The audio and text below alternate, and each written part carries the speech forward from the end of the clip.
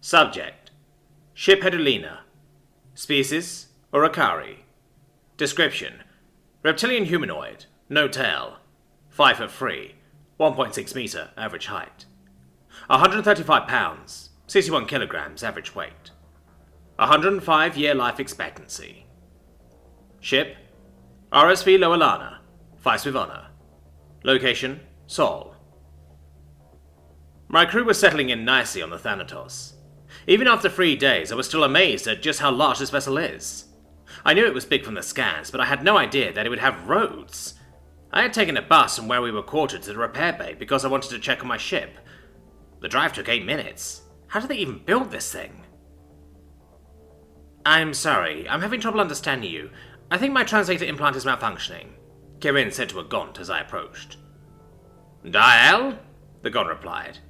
Hello, Tim. We've got a busted trans chip. Come and help out, would ya? I looked curiously at Corinne. I think mine is broken as well, Tim. I'm not allowed to scan the refugees' biomechanical augmentations until a formalized treaty has been established with their people, Tim replied from the intercom. Bah, then what good are ya? Wait, I can understand you. Tim, are you speaking my language or your language? Kirin asked, puzzled. I'm speaking my language, which means the cause likely isn't your translator chip. Philonas, perhaps you should stop imitating the accent of that movie, Tim responded merrily. He loves old human movies, especially ones about the east coast of the North American Union. The Gaunt, Flinaz, looked crestfallen. But it's so fun to talk like that. Well, now I can understand you, I said. That makes sense, Tim responded, dripping with cheer. Even our translator chips have difficulty with regional accents, especially if they're poorly portrayed. Philaz looked as if someone had kicked him in his genitalia. Poorly portrayed? Very, replied Tim with a hint of malice. Will there be anything else? Flinaz went from looking hurt to looking angry. No, get the hell out of here, Tim. Always a pleasure. Flinaz looked at us and sighed. So, what can I do for you? I just wanted to observe the repairs, and I think the shiphead is here for a status report, Kirin said. I nodded, and Flinaz reached down to grab a datapad. I hadn't got a chance to find out what a centaur was, but it wasn't common to see a 4-legged creature with 2 arms. 6-legged creatures weren't unnecessarily uncommon, but usually their legs could also be called arms, or their arms could also be called legs, and they were usually cephalopodal or insectoid. I'm pretty sure that Philas is mammalian. He had hair on top of his head, similar to humans, that was black, but the rest of him was covered in a long, thick brown fur, and he was only a little taller than me.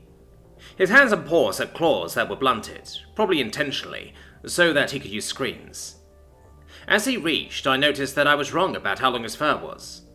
Under the fur was actually skin that was the same colour, and massive amounts of muscle. That's not fair. I had worked hard to be as buff as I am, and so far I'd been outdone at nearly every turn. The only aliens that I was measurably larger than were Captain Wong and Dr. Zickler. And to think, I was concerned about Karan's physique just last week. That boy's as scrawny as his sister. Compared to this side of the galaxy, though, I was too. Well, we're nearly finished with the repairs, Furnaz said, interrupting my thoughts with inadequacy. About another day or so. We would have been finished by now, but we got a VIP coming aboard, so we've been having to detour like crazy. What have you got fixed? Corinne asked, before I could. It looks like the wiring was fried, but we got that replaced. Your reactors were fine, but they weren't able to get power to your engines because of the wiring.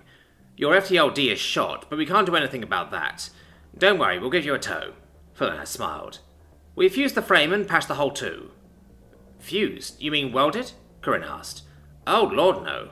Fernandez grimaced. You don't want to weld frames back together. No, we use a device that reconnects the metal at the molecular level. It uses... Pardon me, but that information is classified, Engineer Philanaz. A voice that wasn't Tim's chimed in through the intercom. A holographic projection of a cloaked figure carrying a large curved blade and a long shaft appeared. It gestured to Corinne with a skeletal hand and said, I mean no offense. First contact protocol is clear about technology sharing. We'll need a formal treaty in place before we can reveal any of our tech, or fully examine yours. Right, sorry. My bad, sir. Philanaz nervously scratched the back of his head. I didn't come here to chastise you, Engineer Philanaz. I came to inform Ship Hedlund that his presence is required on the bridge, it said, as it turned to look at me. Can I come too? Corinne asked, intrigued by the projection. Just a moment. Yes, you have permission to enter the bridge along with your shiphead. The VIP that Philnas so carelessly mentioned would like an introduction and a moment of your time, the figure said, just before it vanished. Is that another AI? I asked. I don't know if I'm allowed to answer that. Philnas shrugged. Yes, Tim chimed in. I've told you about him. He likes his air of mist. The intercom cut out. After a few seconds of silence, Corinne and I bid our farewells to the engineer and began our journey to the bridge. It took another 10 minutes by bus to reach the corridor that led to the passage that led to the bridge. By the sun, I'll never get over this fucking ship. As we were walking down the corridor, we were met by 3 humans wearing the same pressure suits that Lieutenant Babinin and the soldiers had worn when he rescued us. 2 were in the same olive drab colour and were around the same height as Simmons and Johnson.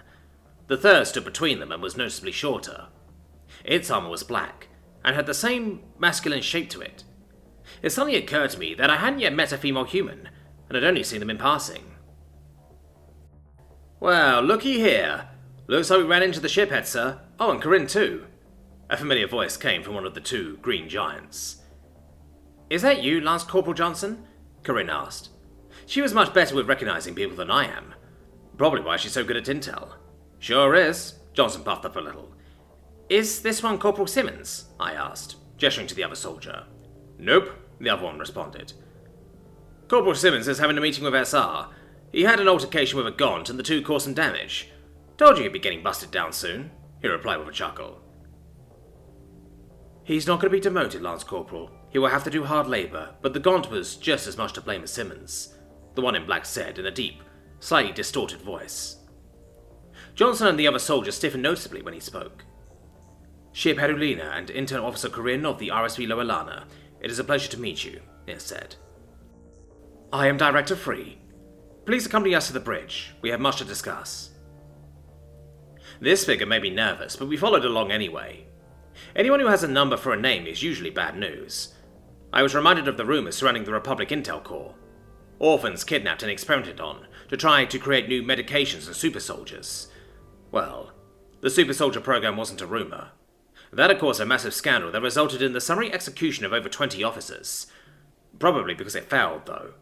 I wondered if humanity or the United Systems had a similar dark blotch in their history. Actually, it would explain why the soldiers were so much larger than their non-soldier counterparts. So, you are the VIP, Director Free? Corinne asked, oblivious to social cues. As usual. Yes, I am a member of the United Systems Directorate. We are the ruling body of the military. We determine conflict doctrines as well as the plans of action that the officers must follow, Director Free responded. I gave him my carriage and asked, Why are you called Director Free? Do you not have a name? This elicited a laugh from the mysterious man. I do, but the Directorate operates in secrecy. Well, our decisions are plain as day, but our members have hidden identities, even from each other. For instance, I don't know who Director 1 is, and Director 1 doesn't know who I am. We rarely ever appear in person in an official capacity. Then, what's the occasion? I asked. The Director turned to look at me. The United Systems has discovered that there are 2 governing entities, with over 250 million ships, and one of those entities is a sort of hostile machine intelligence. It is of the utmost importance that we attempt to open diplomatic relations with the other entity to avoid rampant slaughter. He turned back. Despite what many believe, we do wish to avoid exterminating other species. It took me a second to realize that he didn't mean that he wanted to avoid the slaughter of his people. He meant that he wanted to avoid having to slaughter mine. I swallowed nervously. How does the Directorate meet secretly if not in person? Corinne asked. We utilize an internet relay chat set up for a trusted AI.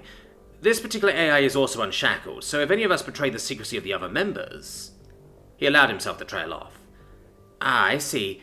But why all the secrecy? What's the point? She asked. Director Free laughed again. It sounds stupid when you say it out loud, but it's to prevent political grandstanding. We learned the hard way during the war of AI aggression that politics do not mix well with military matters. It's difficult to pull a trigger when you are afraid of losing your livelihood, even if that trigger will save many, many lives.